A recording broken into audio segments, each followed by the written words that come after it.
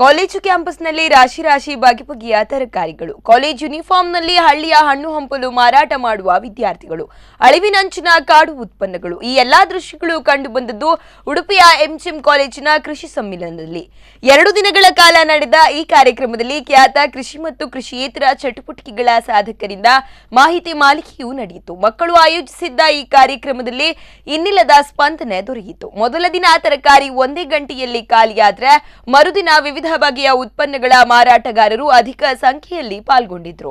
ಆಲೆಮನೆ ಬೆಲ್ಲ, ಕಲ್ಲಂಗಡಿ, ಅನಾನಸು, ಹುಣಸೆ ಹುಳಿ, ಲಾಲಿಪಾಪ್, ಗುಜ್ಜೆ ಬರ್ಗರ್ ಹೀಗೆ ಸಾಲು ಸಾಲು ವೈವಿಧ್ಯತೆಗಳ ಮೂಲಕ ಕೃಷಿ ಸಮ್ಮೇಳನ ಅರ್ಥಪೂರ್ಣವಾಯಿತು.